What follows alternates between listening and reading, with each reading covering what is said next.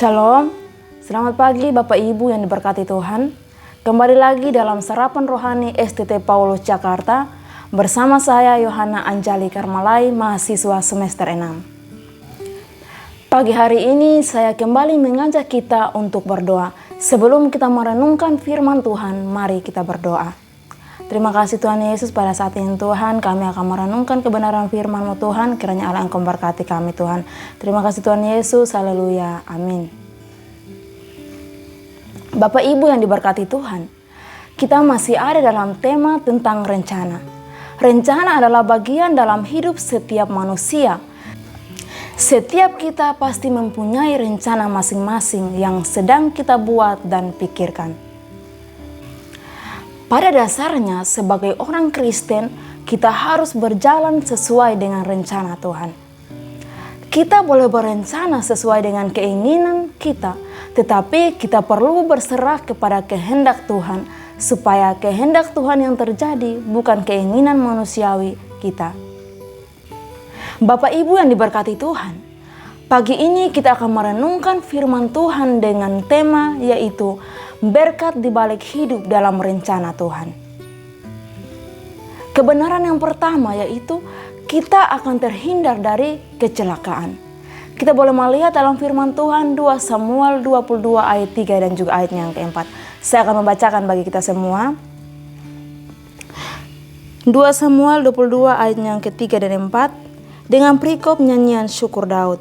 Ayatnya yang ketiga, Allahku gunung batuku, tempat aku berlindung, perisaiku, tanduk keselamatanku, kota bentengku. Tempat pelarianku, juru selamatku. Engkau menyelamatkan aku dari kekerasan. Ayat yang keempat, terpujilah Tuhan seruku, maka aku pun selamat daripada musuhku. Bapak Ibu yang diberkati Tuhan, bacaan dalam 2 Samuel 22 ayat 3 dan juga ayat yang keempat merupakan nyanyian syukur Raja Daud kepada Tuhan.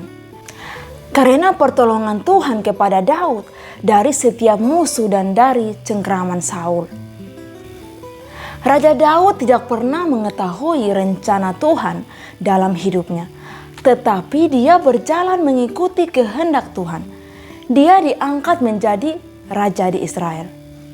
Dalam sejarah Israel, selama masa kepemimpinan Raja Daud, bangsa Israel tidak pernah menderita kekalahan dari para lawan mereka. Ini merupakan salah satu contoh bagi kita untuk berjalan dalam rencana Tuhan. Bahwa Tuhan akan menolong kita sehingga terhindar dari kecelakaan dan kematian. Kebenaran yang kedua yaitu kita akan memperoleh hari depan yang penuh harapan.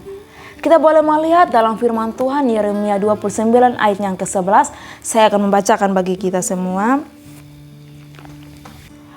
Sebab aku ini mengetahui rencana-rencana apa yang ada padaku mengenai kamu, demikianlah firman Tuhan, yaitu rencana damai sejahtera dan bukan rencana kecelakaan, untuk memberikan kepadamu hari depan yang penuh harapan.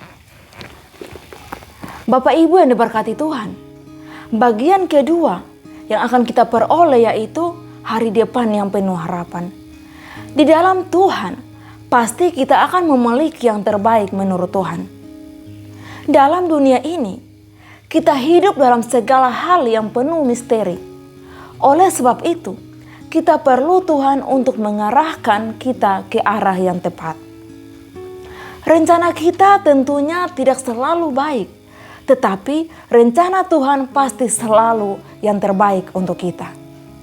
Jadi kita perlu untuk mengikuti rencana Tuhan, karena akan ada berkat yang mengikuti kita. Oleh sebab itu, Bapak Ibu yang diberkati Tuhan, hiduplah dalam rencana Tuhan karena ada berkat yang menanti kita. Biarlah renungan firman Tuhan hari ini memberkati kita. Amin.